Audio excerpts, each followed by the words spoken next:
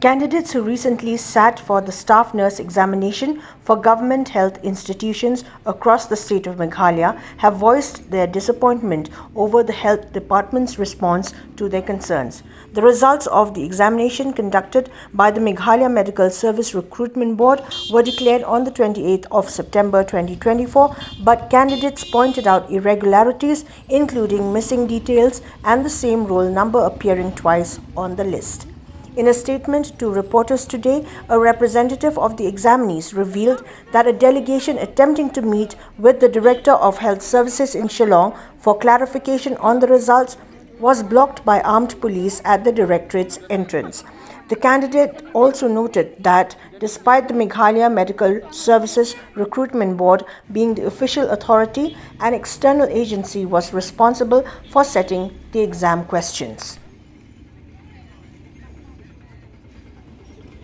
Okay, hadian jong ka jing submit ka jongi ka memorandum haka pratarik jong u benai ba shipo arajar afsau tengipan ya ka jing syai ka bayadai bat kini ki mat harum haka bayadai bat ki jing keli ki ba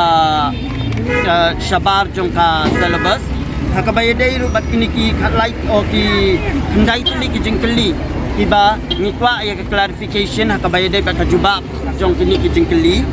te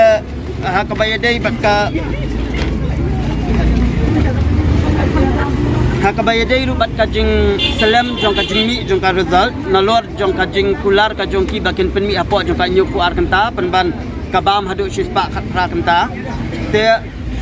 ngikwa ru ya ka clarify balai ki penmi license ya ka jo ka result ngikwa ru hi ya ka clarify hakabayadai bat ka balai baki pediang ya ki beriu ki banabar ya ka bakin apply ya ka ni ka post jong ki staff nurse nalor jong kata habab bakin patla ya ka man pendap tang ya ka kam na bentaki staff nurse ki badon hapo jong ka jela ka jongi balai ki dang pediang ya ka application ya ki beriu ki banabar ya ka bakin wan ya ka ban apply ya ka kam hapo jong ka state ka jongi ngikwa ya kata ka jing pensyai penban kumba POE lapen yang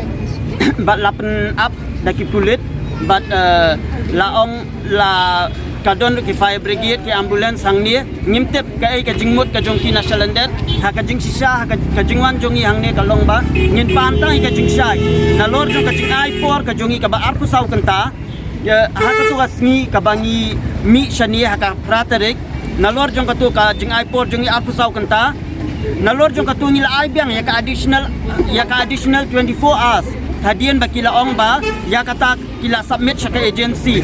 kat ba nado ningkong ngimtip bat kimpen syai ba ya ka jingkeli bakan set ka agencies habal adon kabut balai kin hap set ka agencies ya ka jingkeli ru ya kata ngikwa ka jing syai bat ka daw ka penlong ya ki nurse ki badai ki nong trei ha ka bayade ba kakot ka kiya ba pin penyang yang i kumni habar ya ka bangin up ya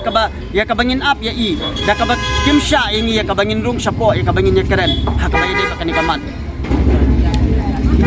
tenda ka lengki na pulit ke baki ong haba ki kim island ya pi punya terus pa naka tanat jong ki pulit ki ong ba i director don kidang don secretariat ngimtip kata le se kade kala bende ka daw ne ki don sisa tang ba nakaliang jungingin up hang ni hadu ba indawan